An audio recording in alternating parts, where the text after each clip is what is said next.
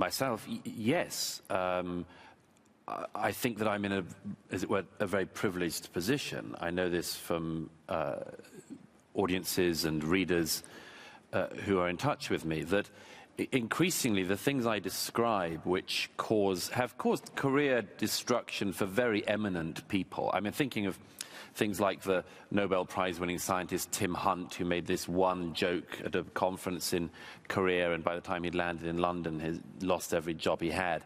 I'm saying this has happened to very prominent people. They've either said something that's not that popular anymore, or said something off-color, and so on and so forth. But my point is that all of that stuff trickles down to the workplace. And what I'm struck by now is the extent to which people who are not self-employed journalists and writers feel that they can't say the things that some people in public can say. So, for instance, let me give one very quick example. I did this on the BBC the other week, that this issue came up with this pop singer Sam Smith, who described himself as non-binary.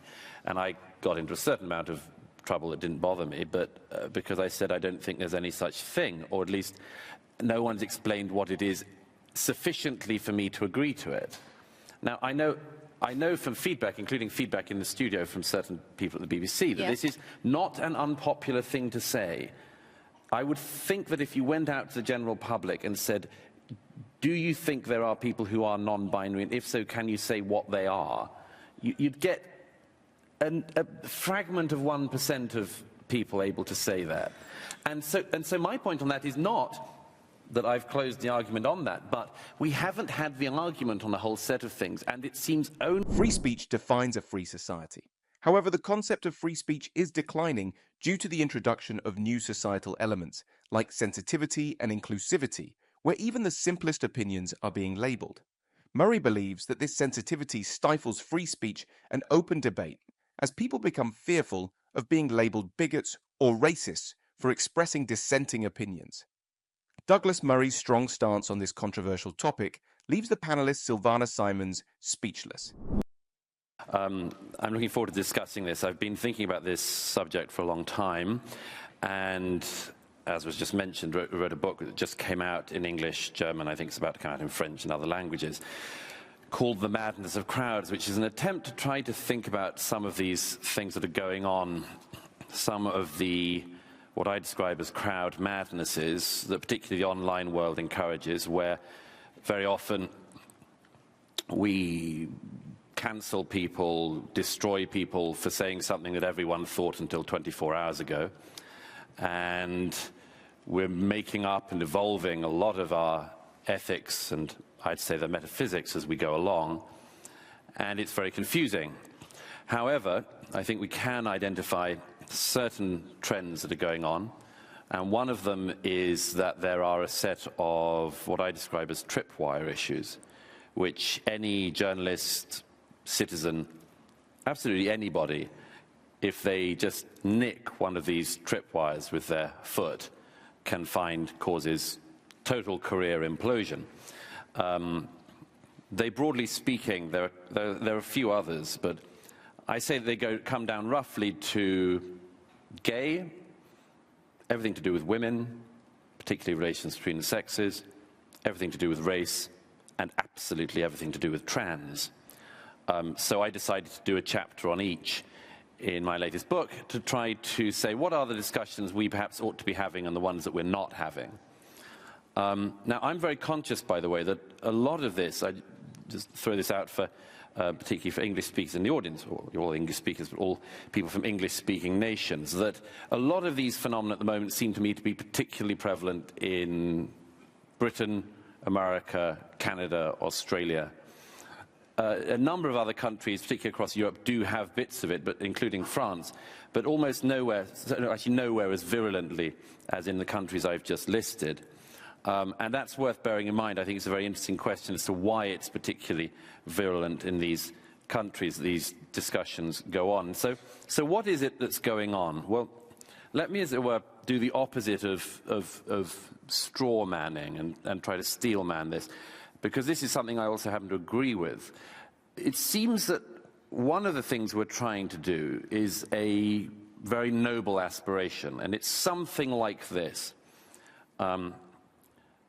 we're trying to come to a position where somebody with a competency, indeed anybody with a competency in a particular area, is never held back from achieving what they could achieve because of some characteristic.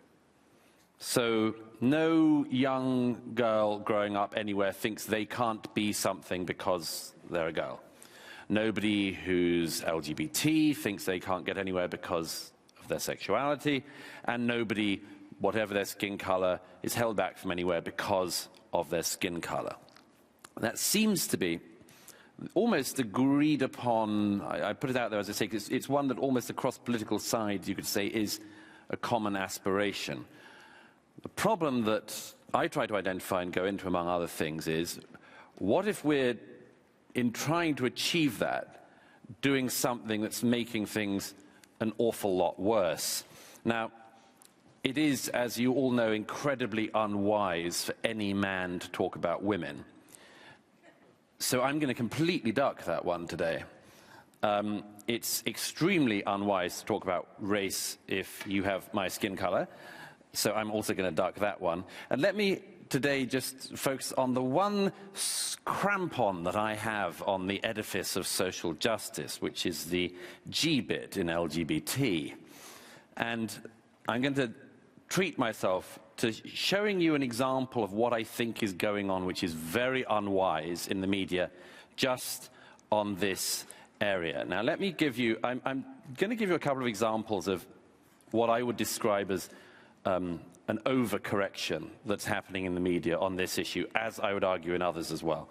And I'm going to focus on two news organizations quickly, the BBC and the New York Times. I'm not singling them out for any reason other than that they are very prominent news organizations with well-deserved international reputations. One weekend in 2018 on the BBC's website, the front page news website and the BBC, one of the top stories was that the diver Tom Daley had felt inferior about his sexuality, but that it had given him motivation to succeed. This was one of the top stories on the website.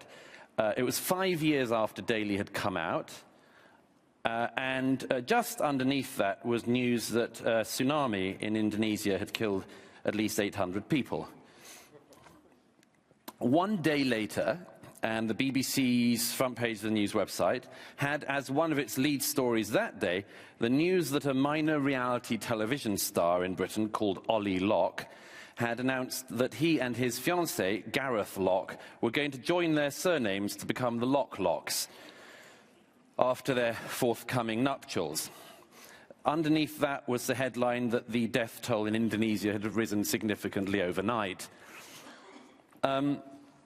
The New York Times, on the 16th of October 2017, this is the international edition of the New York Times, the business section leads with a two-page story headlined, "Gay in Japan and No Longer Invisible."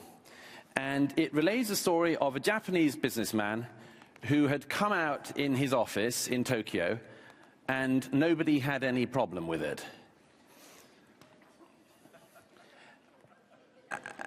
And what's more, as the story went on to say, Japan isn't a very homophobic society. So this was, man comes out in not very homophobic country and nobody cares. But that was the 2 pages of lead news story in the New York Times. If you turned to the culture section in the New York Times that day, there was a picture of 2 men dancing, and it was the news that the New York City Ballet had decided to turn one of the female roles into a male role so that 2 men were dancing together, and it had a massive news story about what an incredible breakthrough this was in the obviously previously very virulently heterosexual world of ballet. So, but for some reason we have fallen, and we can get into why perhaps, into this very strange fragmented view of society which fragments along these very specific lines. And I'm going to finish because I'm conscious of the clock, but I just wanted to finish by saying this. What if all of this isn't making things better? What if it isn't erasing these differences? What if it isn't saying to people you can be whatever you want to be, but it's actually making these differences accentuated? It's playing off races against each other, it's playing off the sexes against each other, it's playing off sexual minorities against majorities. What if we're not doing something that's making things better, but just doing something that's making it an awful lot worse? Thank you. Thanks, Douglas. Political correctness and woke culture are closely related topics that promote sensitivity and inclusivity. However, they can also be sources of controversy, especially regarding free speech and public discourse. Douglas Murray focuses precisely on this issue, using various examples. The perpetuation of stereotypes and bias is certainly a hot take and needs to be voiced. Let us now see Dutch left-wing politician and author Sylvana Simons' take on this. The guy you see on the screen right now is Ben van der Kooi. And last night, Dutch media outlet Rijnmond.nl, that serves as a regional broadcaster and is partly publicly funded, published a big portrait, as they call it, of him, of Ben van der Kooi, highlighting his patriotic activism. The rest of us in the Netherlands know that Van der Kooi is a multiple convicted neo-Nazi who got to speak freely in a written piece online and a podcast facilitated by a public news source. Less than a week ago, in the city of The Hague, the city that is home to the International War Tribunal, the city that is also known as the City of Peace, the city where our national parliament resides, and also the royal city because of its residents, the royal family, thousands of progressive but mainly moderate Dutch people came together to protest Black Pete. For those of you who don't know, Black Pete is the much debated racist blackface character, part of the Dutch tradition of Sinterklaas, our Dutch version of Santa Claus. Supposed to be a yearly celebration of childhood innocence, Sinterklaas, a white saint, comes to town with his blackface helpers, who apparently are black from going through the chimney and leaving presents in children's shoes. As these people were protesting Black Pete, these activists who were protesting Black Pete were surrounded by a large number of police to protect them against extremely violent hooligans, neo-Nazis, and self-proclaimed white supremacists, such as Ben van der Kooi. How do I know they were extremely aggressive? Well, a week before this national demo and manifestation, while a small delegation of organizers were meeting up in preparation, they were attacked by the same group of people who claim that their freedom of speech and expression is under attack. Because a growing number of Dutch people claim that after 150 years it's time to say goodbye to blackface, stereotyping black people and people of color and using colonial references to do so.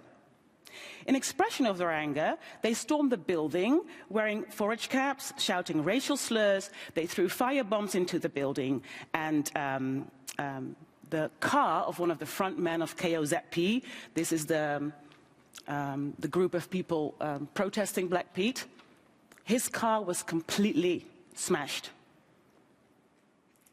The group of people that did that were about 50 to 60, ranging in ages from 13 to 50. 2 people are in custody at the moment relating to this incident. That's 2 out of the 60, and it means to me that 58 people were very much free to express themselves, even in the most aggressive and detrimental way possible, without any ramifications.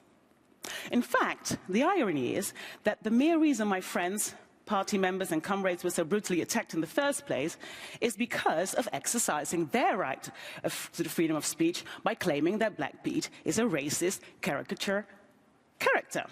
And I see no lie in that. Yet still, people, some of them politicians, some of them columnists, some of them journalists, some of them neo-Nazi hooligans, are trying to silence us in speaking our truth. So I beg to differ that so-called political correctness or wokeness results in less free speech.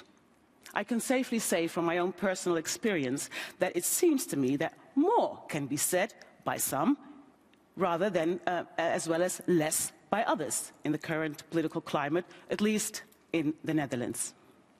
Right-wing discourse is on the rise in my home country, and on a daily basis people say the harshest things about non-binary people, women, people of color, Muslims, refugees, people with disabilities, undocumented people, basically everybody that isn't a white, male, able-bodied of a certain age.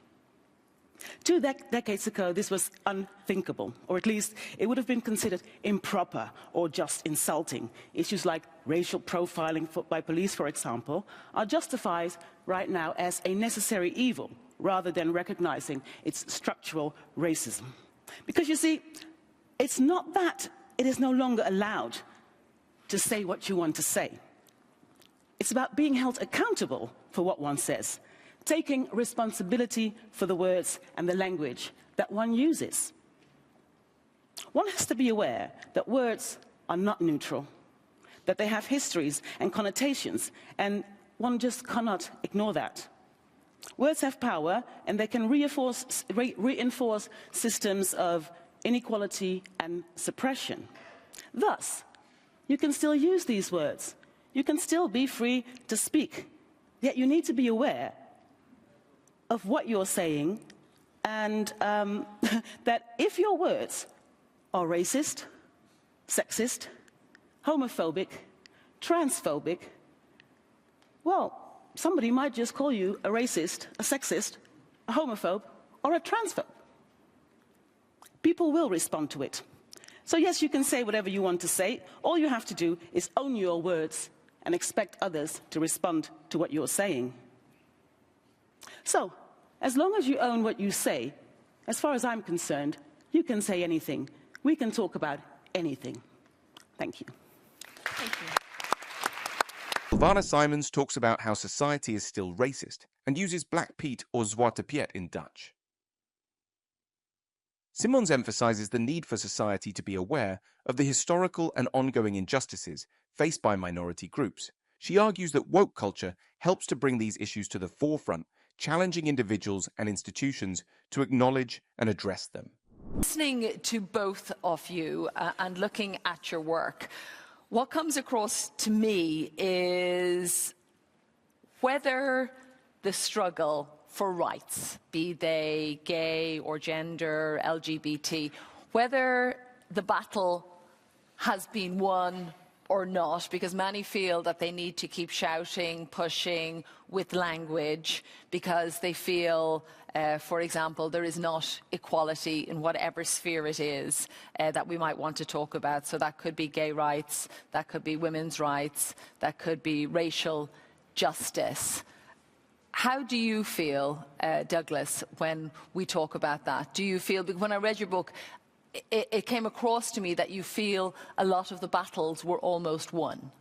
Well, I do. I use this analogy that in many of these areas, it's been my experience in my adult life that it's looked like watching a train reaching the desired destination, that is, at the station of equality. And as it draws in, suddenly getting ahead of steam, shooting off down the tracks, off the tracks, and scattering people in its wake. What I mean by that is the weaponization of things at the stage at which they've never got better, where they're presented as if they've never been worse. And I just urge people to take their foot off that pedal a little bit. That isn't to say don't keep moving, but don't lean on heuristics you've come to very recently this hard. Sylvana, what would you respond? Well, I always think it's necessary to really understand that even though my emancipation has reached a certain level where I can say that I now have certain privileges, it doesn't mean to say that that goes for everybody who's part of, let's say, that particular group that's identifying within a certain scope. So let's make it more concrete and say that it's fine if you're a female like myself, for instance. I'm a female party leader. So it's easy for me to say that that's doable, that's possible. If I can do it, anybody can do it. But the fact of the matter is that a lot of young women who look like me do not have the same privileges and are still fighting so many battles that maybe I've overcome because of, Lord knows why, could be just my, my dominant character. But it's not to say that they don't that they have the same opportunities and the same privileges. So they still have a long way to go. And I know from experience that it's important for them to have role models and people that speak out on their behalf. Well, let me pass it back to Douglas then. Do you feel you can always speak as freely as you want to? Myself, yes. I think that I'm in as it were, a very privileged position. I know this from audiences and readers who are in touch with me, that increasingly the things I describe which have caused career destruction for very eminent people. I mean, thinking of things like the Nobel Prize-winning scientist Tim Hunt, who made this one joke at a conference in Korea, and by the time he'd landed in London, he lost every job he had. I'm saying this has happened to very prominent people. They've either said something that's not that popular anymore, or said something off-color, and so on and so forth. But my point is that all of that stuff trickles down to the workplace. And what I'm struck by now is the extent to which people who are not self-employed journalists and writers feel that they can't say the things that some people in public can say. So, for instance, let me give one very quick example. I did this on the BBC the other week, that this issue came up with this pop singer Sam Smith, who described himself as non-binary. And I got into a certain amount of trouble that didn't bother me, but because I said I don't think there's any such thing, or at least no one's explained what it is sufficiently for me to agree to it. Now, I know from feedback, including feedback in the studio from certain people at the BBC, that this is not an unpopular thing to say. I would think that if you went out to the general public and said, do you think there are people who are non-binary, and if so, can you say what they are? You'd get a fragment of 1% of people able to say that. And so my point on that is not that I've closed the argument on that, but we haven't had the argument on a whole set of things, and it seems only to be a few people who do have a voice in public who can have it. Sylvana, you're nodding your head, not in agreement. Because I'm always surprised that certain people feel that they need to give their okay for other people to be or think something they don't necessarily understand. It doesn't matter whether I understand the beauty of physical love between two men. There's no point. You don't need my permission to feel and act. So why does Sam Smith or anybody else who considers himself non-binary needs permission from whoever? All that is up to us is to say, if this is important to you and it does not affect me in any type of way, in any type of negative way, I'm going to respect that.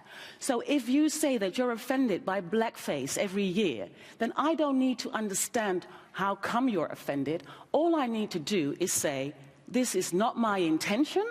How can I fix it? And if you say you can fix it by stop acting that way, then that's what I'll do, because there is no point. People don't need your permission to be whoever they want to be. I think it's slightly more complex than that, if I can say so. Of course. Let me give one reason why. Actually, the Sam Smith thing was significant. Again, sorry to go on about the BBC.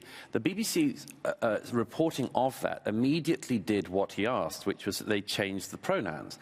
And some people think this isn't a big thing. Some of us do get a bit stuck on this. I'm only interrupt you just so everybody is up to speed with the sense of, instead of he, she, him, her, non-binary people often want to use they, them. So it would be... So my point was simply that if you haven't actually had this out in public, you haven't actually discussed much of it, it's a bit strange that a major news organisation would slip into saying exactly what a person had asked themselves to be described as simply because they had asked for it. Sounds like respect to me. It's not nothing more, nothing less. It's not the same thing as respect, because it's something which we haven't had out. He himself said, I don't know what it means to be non-binary. So my suggestion was he should go away and think about it. And in the meantime, we shouldn't all mutilate the language to fit around him. Why? If I come on this stage and I say to you, I would prefer for you to call me Mr. Simons,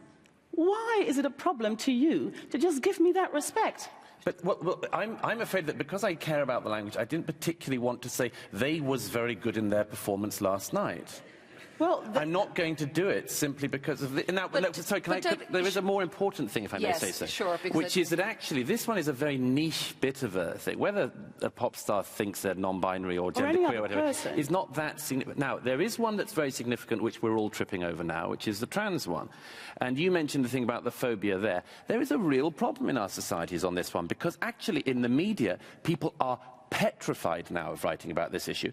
But outside there in the country, as you can see from a new poll that's about to come out tomorrow, the general public are deeply concerned about being dismissed as transphobes when you're talking about how you deal with children. And that isn't a small concern. Douglas Murray accurately asserts that free speech is being hindered due to societal changes, such as the recognition of various genders and how they should be addressed. The primary reason contributing to this is sensitivity and how people get offended over the slightest things. Although Douglas Murray's opinion may sound controversial to some, he is certainly right. This is the 21st century, and everyone should be able to freely express their opinions and thoughts without being labelled. The general public are deeply concerned about being dismissed as transphobes when you're talking about how you deal with children. And that isn't a small concern. It's not just about pronouns. It's a legitimate concern of the general public about the well-being of children. I'm bothered when people make assertions which we haven't litigated in public yet. And on a whole set of issues at the moment, look, the way I see it is, I'm sure you're all people who've seen sheepdogs in operation. But if you see a sheepdog trying to get a herd of sheep, it doesn't need to go and force them into a corner. It goes and it not even nips, but pretends to nip around the edges, and that way you can make everyone move like this. There is a real and significant risk in our society with the free press at the moment that people coming and making very slight nips around the edges make the whole herd move in another direction, and that is exactly what's happened with this. What are you worried about will be the end result? I'm worried that we tell little lies, and we get used to little lies, and then we tell bigger ones. I think it's a lie to pretend that biology doesn't matter. I think it's unwise to pass those things through always simply because of courtesy. Courtesy, I happen to agree, is one of the bedrocks of society. It's very important to be courteous, but that's not... Courtesy has a limit, and the limit is when it makes people... I used the word respect, and there's a big difference between courtesy and respect. Respect is what we absolutely need in order to live together on this planet as a diverse society, something that is hard to accept for certain people, but we are a diverse society. What we see happening is new perspectives coming in. New people saying we want to have our seat at the table because we can either represent ourselves or, as myself, have been given the mandate to represent certain groups of people. Now, those same people who for decades, if not hundreds of years, have been the dominant factor in deciding what is on the table are afraid. I do understand. I don't understand what they're afraid of. I think I do, but I'd like to hear from them. And also, I don't understand why it is of such importance to them that other people emancipate in the way they think is best. If I may just put one thing on the end of that. On the diversity issue, I entirely agree, of course. I mean, our societies are trying to cope with a very swift increase in diversity of the kind that we've been talking about. There's always been diversity. There's always been diversity. There's always been black people, Asian people, people of different gender, people of different sexual preferences. Of course, there's been some. Always have been around. Just one at a time, though, so we can. Of course, there's been some, but I'm saying not like this, and we are struggling with it. And I would suggest there's a useful lesson for speech in this from a very good book by the Danish journalist Flemming Rose, who wrote a book called The Tyranny of Silence a few years ago. And he made a point that I think is just worth us bearing in mind, which is, he said, in his view, that there were only two ways you could go with dealing with an increasingly diverse society. You, broadly speaking, had the choice of limiting speech or having to get people used to the fact there'd be more speech than they'd ever been used to before. And of the two, the latter, despite how painful it is far more preferable. I think the interesting thing about the whole issue of offence is not... The problem with the claiming of offence is that it is not that it is... Obviously, sometimes people... A lot of the time people say things that are offensive. Happens to most of us every day. But the problem is not that. The problem is the use of "I'm offended by that" as effectively a synonym for "shut up." That is commonplace, and that just needs some pushing back. My suggestion, going from what somebody said at Vox a little while ago, was why don't we try to start working out, as an interim measure, listening to each other's words and trying to hear them honestly. But why don't we start thinking about what we say and what we do before? Why don't we start there? Why don't we take responsibility for the things we say and do before we offend people? I agree, but my suggestion is, I say, that if we could do this, if we could practice it across lines, it would mean that we try to listen to other people in a spirit of generosity. And what we're doing at the moment is deliberately listening to people in the hope that there is something underneath the words that we can work out and we can... So my suggestion is just start with that. But I'm so glad you raised it because it's the single most unaddressed question in our society that needs addressing. Do you think this represents a biased act in the country? What could be a possible solution? Let us know in the comments. Make sure to check out our channel to watch more of Douglas Murray's debates, where he presents nothing but logical arguments.